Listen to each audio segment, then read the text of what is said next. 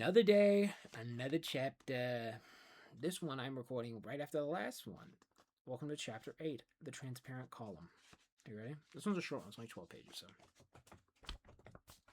Charles Wallace sat there tucking away turkey and dressing as though it were the most delicious thing he had ever tasted.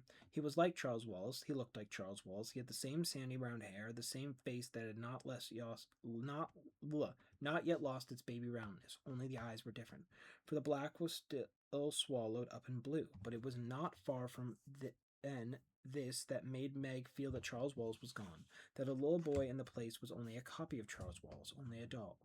She fought down a sob. "Where is he?" she demanded of the man with red eyes. "What have you done with him? Where is Charles Wallace?" "But, my dear child, you are hysterical," the man thought at her. "He is right there before you, well and happy, completely well and happy for the first time in his life, and he is finishing dinner, which you also would be wise to do." "You know it isn't Charles," Meg shouted. "You've got him somehow." "Hush, Meg, there was no use trying to talk to him," Calvin said, speaking in a low voice into her ear. "What we have to do is hold Charles Wallace tight. He's there, somewhere, underneath, and we mustn't let them take him away from us. Help me hold him, Meg. Don't lose control of yourself. Not now.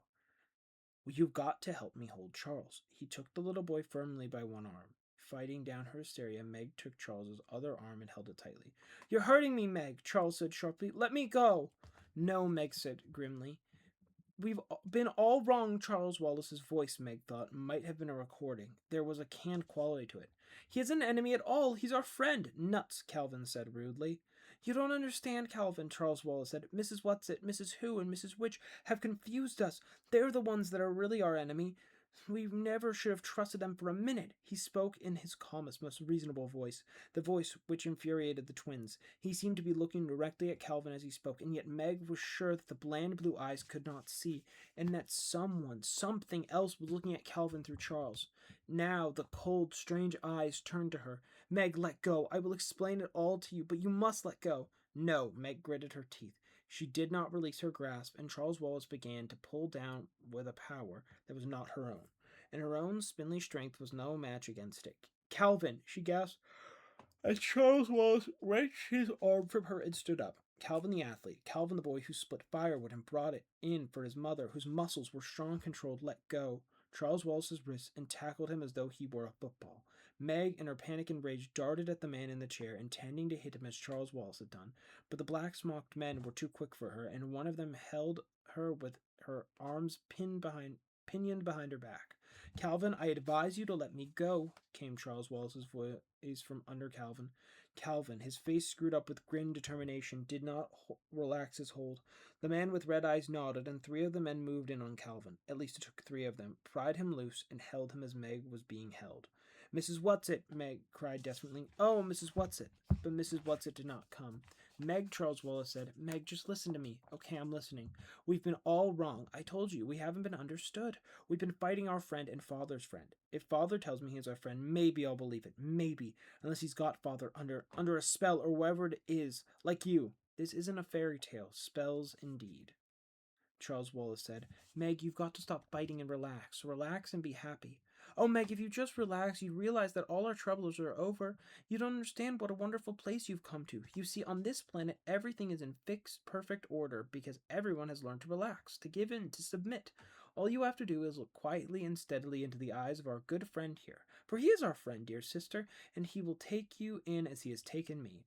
"Take you in is right," Meg said. "You know you're not you. You know you've never in your life called me dear sister." "Shut up a minute, Meg," Calvin whispered to her. He looked up at the man with red eyes. "Okay, have your henchmen let us go and stop talking to us through Charles. We know it's you talking or whatever's talking through you. Anyhow, we know you've Charles hypnotized." "A most primitive way of putting it," the man with red eyes murmured. He gestured slightly in one finger, and Meg and Calvin were released. "Thanks," Calvin said wryly. "Now, if you are our friend, will you tell us who or what you are? It is not necessary for you to know who I am. I am the prime coordinator. That is all you need to know. But you're being spoken through, aren't you? Just like Charles Wallace. Are you hypnotized too? I told you that was too primitive a word without the correct connotations.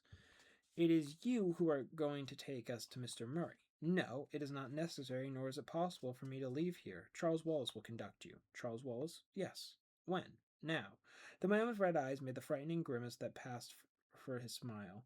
Yes, I think it might as well be now. Charles Wallace gave a slight jerk of his head, saying, "Come," and started to walk in a strange, gliding, mechanical manner. Calvin followed him. Meg hesitated, looking from the man with the red eyes to Charles and Calvin. She wanted to reach out and grab Calvin's hand, but it seemed that ever since she had begun their journey, he had been looking for a hand to hold. So she stuffed her fist into her pocket and walked along behind the two boys. "I've got to be brave," she said to herself. "I will be." They moved down a long, white, and seemingly endless corridor. Charles Wallace continued the jerky rhythm of his walk and did not once look back to see if they were suddenly with him. Suddenly, Meg broke into a run and caught up to Calvin. "Cal," she said, "listen, quick. Remember Mrs. Whatsit said your gift was communication, and that was what she was giving you. We've been trying to fight Charles physically, and that isn't any good. Can you try to communicate with him? Can't you try to get into him?" "Golly day, you're right." Calvin's face lit up with hope, and his eyes which had been somber, regained their usual sparkle. "I've been in such a swivet. It may not do any good, but at least I can try." They quickened their pace until they were level with Charles Wallace. Calvin reached out his arm, but Charles flung it off. "Leave me alone," he snarled. "I'm not going to hurt you, old sport," Calvin said. "I'm just trying to be friendly. Let's make it up, hun." "You mean you're coming around?" Charles Wallace asked. "Sure," Calvin's voice was coaxing. "We're reasonable people, after all. Just look at me for a minute, Charlebus." Charles Wallace stopped and turned slowly to look at Calvin with his cold, vacant eyes. Calvin looked back, and Meg could see the intensity of his concentration.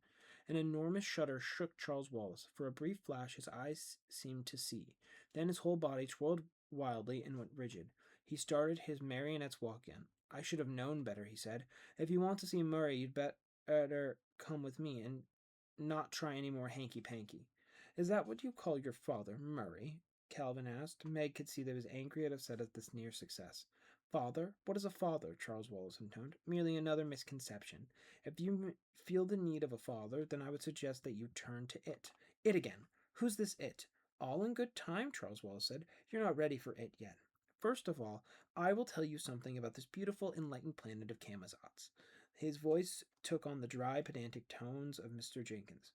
"Perhaps you do not realize that on Camazotz you have conquered all illness, all deformity." "We," Calvin interrupted. Charles continued as though he had not heard. And of course he had, Meg thought. "We let no one suffer. It is not so much kinder, simpler to annihilate anyone who is ill. Nobody has weeks and weeks of runny noses and sore throats. Rather than endure such discomforts, we are simply put to sleep." That's horrifying. So they went to Planet Eugenics, is what I'm seeing right now. "You mean they're put to sleep while they have a cold, or that they're murdered?" Sorry about that. "Murder is a most primitive word," Charles Wallace said. "There's no such thing as murder on Camazotz. It takes care of all such things." He moved jerkily to the wall of the corridor. He stood there for a moment, then raised his hand. The walls flickered, quivered, grew transparent. Charles Wallace walked through it, beckoned to Meg and Calvin, and they followed. They were in a small square room from which radiated a dull, sulphurous light. There was something ominous to Meg in the very compactness of the room, as though the walls, the ceiling, the floor might have moved together and crush anybody rash enough to enter. "How did you do that?" Calvin asked Charles. "Do what?" "Make the wall open like that." "I merely rearranged the atoms," Charles Wallace said loftily. "You've studied atoms in school, haven't you?" "Sure, but—" "Then you know enough to know that matter isn't solid, don't you? That you, Calvin, consist mostly of empty space. That if all the matter in you came together, you'd be the size of the head of a pin. That's just plain scientific fact, isn't it?" "Yes, but—" "So I simply pushed the atoms aside and we walked through the space between them." Meg's stomach seemed to drop, and she realized that the square box in which they stood may be an elevator, and that they had started to move upward with great speed. The yellow light lit up their faces, and the pale blue of Charles' eyes absorbed the yellow and turned green. Calvin licked his lips. "Where are we going?" "Up," Charles Wallace continued his lecture. "On Camazotz, we are all happy because we are all alike. Differences are create problems. You know that, don't you, dear sister?" "No," Meg said. "Oh, yes, you do. You've seen at home how true it is. You know that's the reason you're not happy at school, because you're different." "I'm different and I'm happy," Calvin said. "But you pretend that you aren't different." "I'm different and I like being different." Calvin's voice was unnaturally loud. "Maybe I don't like being different," Meg said, "but I don't want to be like everybody else either." Charles Wallace raised his hand, and the motion of the square box ceased, and one of the walls seemed to disappear. Charles stepped out. Meg and Calvin following him. Calvin just barely managed making it before the wall came into being again, and they could no longer see where the opening had been. "You wanted Calvin to get left behind, didn't you?" Meg said. I'm merely trying to teach you to stay on your toes. I warn you, if I have any more trouble from either of you, I shall have to take you to it. As the word fell from Charles' lips, again Meg felt as though she had been touched by something slimy and horrible. So what is this it? She asked. You might call it the boss. Then Charles Wallace giggled, a giggle that was almost sinister sound Meg had ever heard. It sometimes calls itself the happiest sadist. Meg spoke coldly to cover her fear. I don't know what you're talking about. That's Sadist, not Saddest, you know, Charles Wallace said and giggled again. Lots of people don't pronounce it correctly. Well, I don't care, Meg said defiantly. I don't ever want to see it, and that's that. Charles Wallace's strange, monotonous voice ground against her ears. Meg, you're supposed to have some mind. Why do you think people have wars at home? Why do you think people get confused and unhappy? Because they all live their own separate individual lives. I've been trying to explain to you that in the simplest possible way that on Camazotz, individuals have been done away with that. Camazotz is one mind. It's it. And that's why everyone's so happy and efficient. That's what old witches like Mrs. What's It don't want to have happen at home. She's not a witch, Meg interrupted. No, no, Calvin said. You know she's not. You know that's just their game, their way, maybe, of laughing in the dark. And the dark is correct, Charles continued. They want us to go on being confused instead of properly organized. Meg shook her head violently. No, she shouted. It isn't. I know our world isn't perfect, Charles, but it's better than this. This isn't the only alternative. It can't be. Nobody suffers here, Charles intoned. Nobody's ever unhappy. But nobody's ever happy either, Meg said earnestly. Maybe if you aren't unhappy sometimes, you don't know how to be happy, Calvin. I want to go home. We can't leave Charles, Calvin told her, and we can't go before we found your father. You know that, but you're right, Meg, and Mrs. Witch is right. This is evil. Charles Wallace shook his head, and scorn and disapproval seemed to emanate from him. Come, we're wasting time. He moved rapidly down the corridor, but continued to speak. How dreadful it is to be a low individual organism. Tish, tish, tish. His pace quickened from step to step, his short legs flashing so that Meg and Calvin almost had to run to keep up with him. Now see this, he said. He raised his hand and suddenly they could see through one of the walls into a small room. In the room, a little boy was bouncing a ball. He was bouncing it in rhythm, and the walls of his little cell seemed to pulse with the rhythm of the ball, and each time the ball bounced, he screamed as though he were in pain. That's the little boy we saw this afternoon, Calvin said sharply. The little boy who wasn't bouncing the ball like the others. Charles Wallace giggled again. Yes, every once in a while there's a little trouble with cooperation, but it's easily taken care of. After that, he'll never desire to deviate again. Ah, here we are. He moved rapidly down the corridor and again held up his hand to make the wall transparent. They looked into another small room or cell. In the center of it was a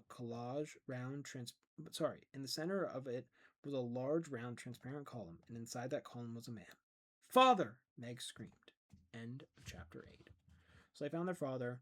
This whole it thing is really freaky and like it is like very, very ominous to have. And I am actually interested because we're gonna find out what it is next chapter, because the next chapter, chapter 9, is named It. But we'll have to see in the next one. Bye bye.